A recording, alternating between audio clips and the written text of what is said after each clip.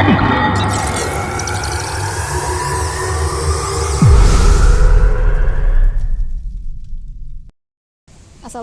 warahmatullahi wabarakatuh. Waalaikumsalam warahmatullahi wabarakatuh. Jadi berkumpulnya kita di sini pada siang hari ini, kita akan melakukan diskusi dan juga melakukan sedikit bedah buku.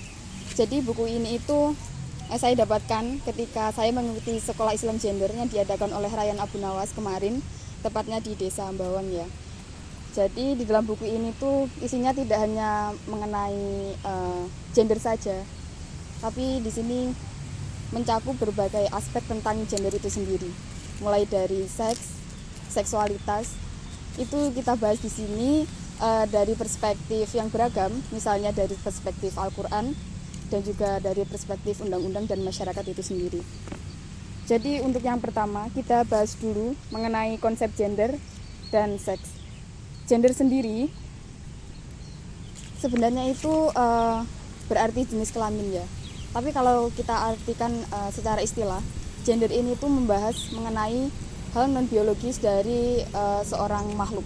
Jadi misalkan seorang perempuan itu dia diharuskan untuk memasak, dia diharuskan untuk melakukan hal-hal yang di luar biologisnya, itu disebut sebagai gender.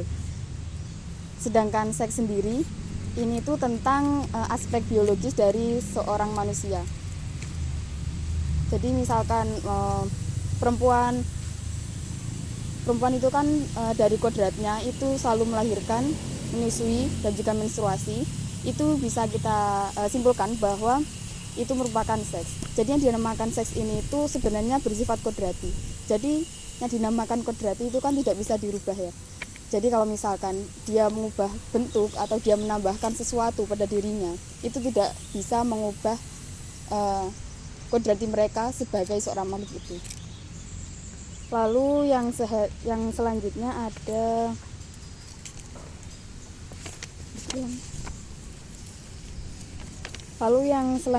kita akan membahas tentang bentuk-bentuk ketidakadilan gender. Jadi sudah bukan menjadi rahasia umum ya, bahwa dari zaman dahulu sampai sekarang masih banyak sekali ketidakadilan gender.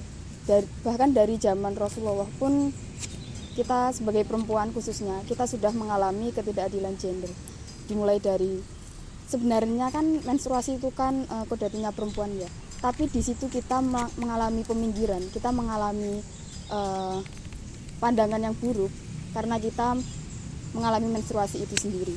Jadi bentuk-bentuk dari ketidakadilan gender ini tuh ada beragam. Yang pertama ada stereotip atau pelabelan. Ini kita bisa simpulkan bahwa pelabelan ini adalah pandangan miring. Contohnya, misalkan dalam bidang pekerjaan ya, kita kan sudah nggak asing sama yang namanya pilot dan pramugari. Tapi sampai sekarang label dari pilot itu selalu diberikan oleh kaum pria saja. Sampai sekarang perempuan harus selalu menjadi pramugari dan tidak bisa untuk menjadi pilot itu sendiri. Itu termasuk dari ketidakadilan gender dalam bidang pelabelan. Yang selanjutnya ada penomorduaan. Dalam subordinasi atau penomorduaan ini, perempuan itu dipandang lebih lemah atau rendah dari laki-laki, sehingga kedudukan, fungsi, dan peran perempuan seakan-akan menjadi lebih rendah dibandingkan laki-laki. Contohnya saja, dari zaman dahulu ya, itu kan kita sudah mempunyai khalifah ya, akan tetapi khalifahnya itu kan selalu laki-laki.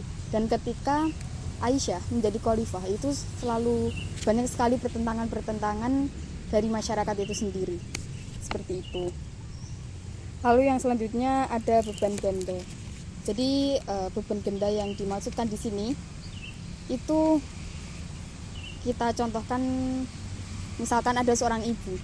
Seorang ibu itu kan sudah dilabelkan oleh masyarakat ya, untuk selalu mengurus anaknya, untuk mengurus rumah. Akan tetapi banyak sekali ibu-ibu pada saat ini yang itu juga dipaksa untuk melakukan kerja untuk memenuhi kebutuhan rumah tangga mereka. Yang selanjutnya ada marginalisasi atau peminggiran. Ini adalah proses penyisihan yang mengakibatkan kemiskinan baik pada laki-laki maupun perempuan yang dapat terjadi karena adanya bencana alam, konflik bersenjata, pergusuran, proses eksploitasi, dan karena adanya keyakinan gender. Contohnya, zaman sekarang itu kan kalau kita mencari pekerjaan, kalau kita kerja itu misalkan jadi manajer ya, itu selalu yang dicari itu yang laki-laki dengan alasan nanti agar tidak mendapatkan cuti melahirkan dan juga cuti menstruasi.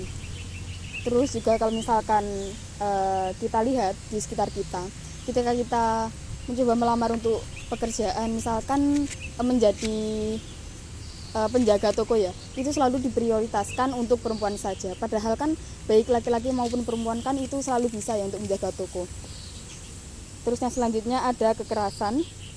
Kekerasan ini dibedakan menjadi dua, kekerasan verbal dan juga non-verbal.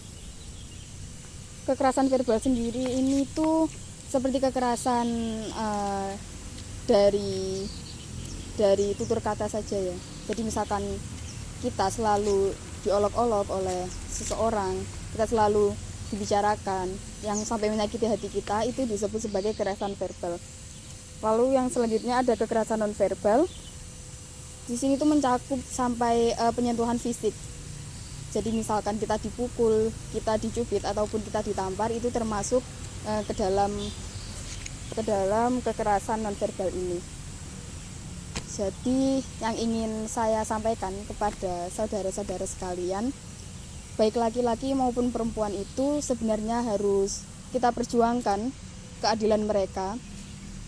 Yang harus kita perjuangkan itu sebenarnya bukan hanya keadilan, tapi juga kesetaraan. Bagaimana kita bisa membedakan, bagaimana kita harus memberikan porsi yang cukup dan juga sesuai dengan kualitas mereka sendiri.